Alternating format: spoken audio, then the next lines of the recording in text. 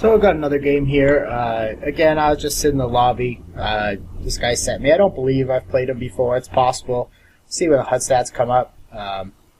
But so far, readless. So pretty big hand off the start. It's always nice to get a big hand first hand because people often play back a little bit light with 3-bet, so you can get into some pretty interesting like 3, 4-bet, 5-bet dynamics on the first hand. But I just go ahead and c-bet that board. I don't really think there's too much merit in checking back because we're going to be c-betting that board with almost 100% of our range. So he a little over 3x's here, and I just go flat with 6s. Pretty good flop. Couple ways you can play this. I'm going to take the more passive route here because I really don't have a clue how this guy plays, and I'm just going to call down. Board's running out pretty good for my hand so far. From his perspective, it looks like I do have a hand similar to what I have, maybe like 5x, some king x, very little king x I should say, with possibly some ace high in my range here. So definitely going to be calling again. And river's pretty good card as well. He checks. Interesting to see what he has here, but there's definitely merit in. Oh, it didn't pop up. Let's just check it manually. Alright, so we can see that he did have a 5x. There certainly is some merit into check raising that flop, and if the stacks were a little bit shallower, I like that play a lot better. Because we can be comfortable getting it in there. But at 75 big blinds, full stacks, I don't think it's that great of a play. So flat king 10 off out of position here. Good flop. He makes a little bit over half pot, and I'm going to play this hand a little bit more aggressively and do a small check raise here because I'm going to be check raising a lot of my draws on this board. So to balance that, I certainly want to be check raising some of my king x as well. Probably king 9 actually. I could conceivably flat, but king 10's very strong and definitely can get a few streets of value. And I don't like my range on that type of board to be only flush draws, because then it makes me very easy to play against. So I'm just going to raise. I did fold one crap hand a couple hands ago, but seeing as I only raised 50%, only 8 hands in, so I'm not going to make huge assumptions, but I think I can probably get away with playing very close to 100% versus this player. Sometimes when I do play 100%, I time down for a second or two before raising to make it look like I actually have some sort of decision. I'm not so sure how much merit that has, and at this $30 level, if people are even paying attention to it, but I don't think it can hurt. So I just flat here, try to keep his range pretty wide. This is kind of an interesting spot. It can be a little bit gross, but definitely not folding to second barrel. Now, with this board pairing here, I don't suspect to be good here very often when he fires 3 barrels. He might think that I would raise a lot of my ace x, but if he's thinking more, it is likely at like 53 big blinds, how we start the hand, that I would be just checking back, or just calling a lot of my weaker ace x. And of course he can rip a couple of very strong hands here. He can have some 4x, some gut shots that he decided to donk the flop with, which would be pretty standard. So I got to fold. I feel pretty good about that fold. So obviously great situation here. Going to make kind of a smaller 3-bet. I don't expect him to fold too much hands here. And pretty good board. Just deciding on sizing. I think what I really want him to do is somehow play back if he has like any sort of like 4-6 type hands, which he's never folding. And I actually want him to like possibly call down like a king high type hand. Usually my 3-bet there would be a little bit bigger, but I wanted it to kind of look a little bit light, and we don't have any sort of 3-bet dynamics. So This is a kind of weird spot. I am going to barrel here. I think we can get him off quite a few hands.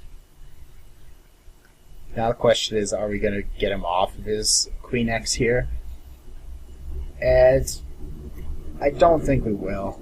We're going to play this a bit more conservatively and just give up here. This board pairing is, I think, makes him a bit more likely to call with his Queen X. And occasionally when he does have Ace X, obviously he's never folding there. So I think my turn bet might have been a little bit ambitious there, but it was a pretty good card to barrel on, given my hand. We had a gut shot there. Okay, so we can see his 3-bet's definitely creeping up there, 33%. Definitely going to adjust against that.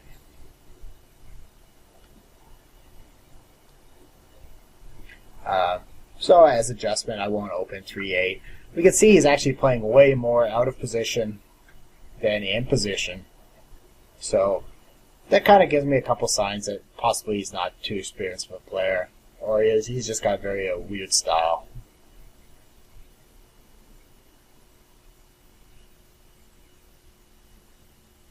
But when I say I'm adjusting, I'm not completely over adjusting. You see a lot of players do that too much.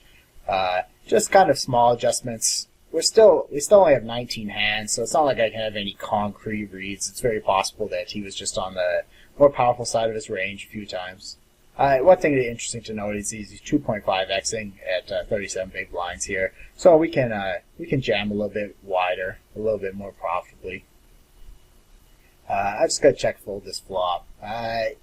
When he checks it back, he could check back some Ace X, which I think he will fold. So I am gonna barrel.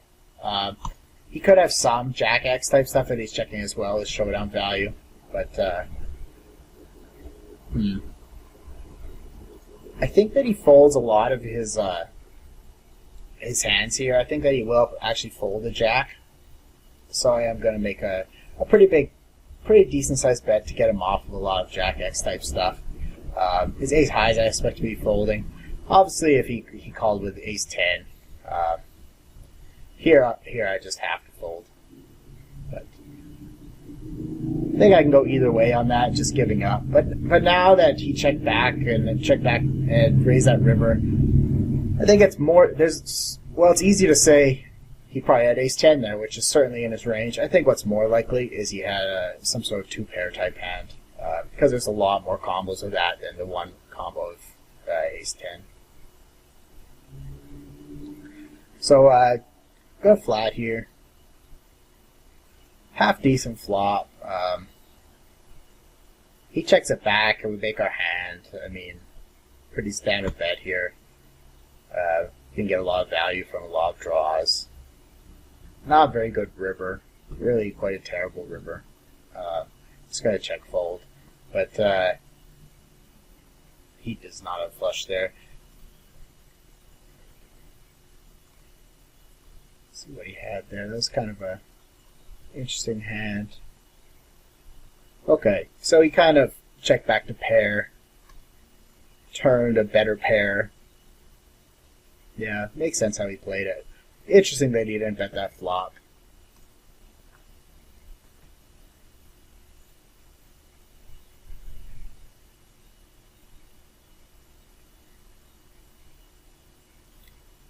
So, this is a hand that I'm very happy to get in at 28 big blinds for someone who's been 3-betting pretty actively. Definitely plus EV 4-bet. See, this is kind of a closer spot because if he min-raised, I might consider not shoving here because he only opens 60%. But when he makes it just a little bit bigger, I think we can shove just a little bit wider. So it makes our play more profitable there. And I'm really not a huge fan of flatting a lot of ace X of this kind of stacked up. It can be pretty tricky to play. Obviously, I don't want to be jamming all my ace X always, because then when an ace X comes on a flop, have very, very few hands that I can raise for value. So it's starting to become a pretty long match. Few notable spots so far. So, seeing as he's a bit tighter out of position here, I'm actually just probably going to give up on this board. Have some showdown value with the queen high, can occasionally be good. So, he shows up with a 7. I'm trying to think. I think maybe we could have got off that if we barreled him a few times, but he definitely wasn't folding the flop, and probably not the turn either, given that the board paired. So this would be a board I would c-bet with pretty much 100% of hands. And obviously never folding here. But just deciding how to play this. I think calling is okay, but I think that he might stack off with his flush draws and worse ace-x if we jam. So, in that situation versus specific hand, the jam was better. But certainly a case can be made for calling because we're really quite at the top of our range in that situation. 8 big blinds, jack 10 off. Pretty standard jam.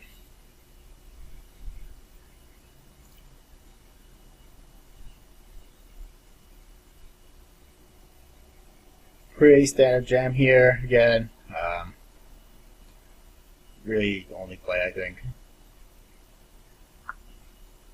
He actually hasn't been playing 100%. Like, he's not just shoving any 2 cards, so I'm going to fold the queen 4. This is a pretty good jam as well. So now I'll call it off here. And unfortunately, he's really strong. But fortunately, we win. And he declines, so I'll load up another game.